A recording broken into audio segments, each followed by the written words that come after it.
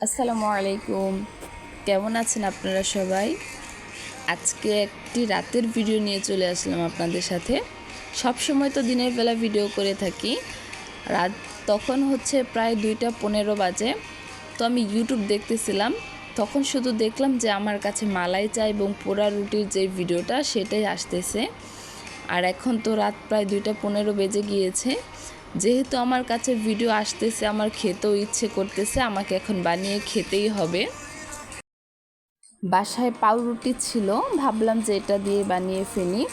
1 piece রুটি নিয়েছি, আমি একাই খাবো তার জন্য। এখন রুটির উপরে আমাদেরকে দুধ মাখিয়ে নিতে হবে। আমার হাতের কাছে কোনো ব্রাশ ছিল না, চামিচ ছিল। আমি চামিচ দিয়ে দুধটা রুটির উপরে খুব সুন্দর করে মাখিয়ে নিলাম। আপনাদের হাতের কাছে যদি ব্রাশ থাকে তাহলে খুব সুন্দর করে ব্রাশ দিয়ে উপরে দুধ মাখিয়ে নেবেন, অথবা যদি আপনাদের কাছে ঘি থাকে তাহলে আপনারা কিন্তু ঘি দিয়েও মাখিয়ে নিতে পারবেন। আমার কাছে ঘিও ছিল না, এই জন্য আমি দুধটাই ব্রাশ করে নিলাম। এখন আমাদেরকে একটু চিনি অ্যাড করে দিতে হবে। এই চিনিটাই মূলত আমাদের পোড়া রুটির যে কালারটা আছে ওইটা নিয়ে আসবে। তো আমি খুব সুন্দর করে উপরে এবং নিচে চিনিটাকে দিয়ে দিলাম। একটু ছড়িয়ে ছড়িয়ে দেওয়ার চেষ্টা করবেন এবং সব জায়গাতে দেওয়ার চেষ্টা করবেন। তারপর আমি রুটিটাকে একটা ছুরির মধ্যে গেঁথে নিয়েছি। এখন এই পাশ ওই পাশ 2 পাশ খুব সুন্দর করে একদম অল্প আঁচের মধ্যে পুড়িয়ে নিব।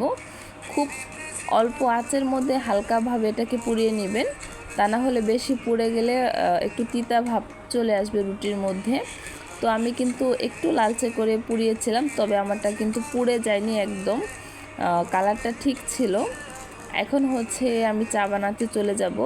তো নর্মালি আমরা দুধ চা যেইভাবে বানিয়ে নিয়েছিলাম ওইভাবেই বানাবো। জাস্ট এটার মধ্যে আমি একটু এলাচ অ্যাড করব। এলাচের ফ্লেভারটা আমার কাছে আবার খুব ভালো লাগে। আপনারা চাইলে এখানে এলাচটা ব্যবহার নাও করতে পারেন। আমার কাছে ফ্লেভারটা অনেক ভালো লাগে, এর জন্য আমি ব্যবহার করেছি। এবং আমি এটার মধ্যে একটু চিনি ব্যবহার করেছিলাম। তারপর আমি চা পাতি দিয়ে দিলাম। মানে এক কথা হলো, আমরা নর্মাল চা যেভাবে রান্না করি সেম ওইভাবে এটাকে আমি রান্না করে নিয়েছি। এখন আমি চা পাতি থেকে চাটাকে ছেঁকে নিব। তো এটা যেহেতু মালাই চা, আমাদেরকে কিন্তু মালাই অ্যাড করতেই হবে। আমার বাসায় বানানো মালাই ছিল, যেটা আমি বাসায় বানিয়েছিলাম। আপনাদের যদি রেসিপি প্রয়োজন হয় তাহলে কমেন্ট করে বলে যাবেন, আমি অবশ্যই মালাই রেসিপিটা আপনাদের সাথে শেয়ার করব। আমি একটু দুধটাকে খুব সুন্দর করে ফুটিয়ে নিচ্ছিলাম। তো আমার একটু কড়া লিকারের চাটাই বেশি পছন্দ, এজন্য আমি খুব সুন্দর করে এটাকে একটু ফুটিয়ে নিয়েছিলাম। তারপর রুমে নিয়ে চলে আসলাম। রুটিটা দেখতে কিন্তু মাশাআল্লাহ অসাধারণ লাগতেছে, খেতেও কিন্তু অনেক টেস্টি হয়েছিল। আর এখন চাটা আমি অ্যাড করে দিব মালাইয়ের সাথে। আমি একটু নেড়ে দিলাম, যেহেতু ধোয়া উঠতেছে, দেখতেই পাচ্ছেন একদম গরম, মাত্র চুলা থেকে নামিয়ে নিয়ে আসলাম। আর এটাই আমার মালাই।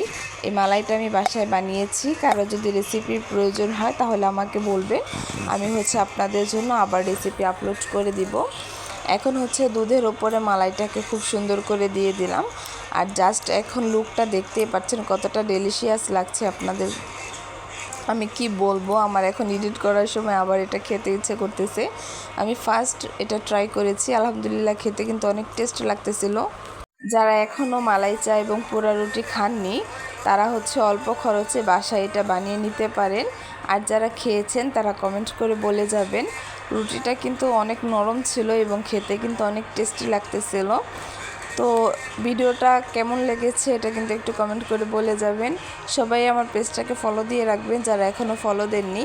ভালো থাকবেন সবাই। আসসালামু আলাইকুম সবাইকে। সবাই আমার পাশে থাকবেন।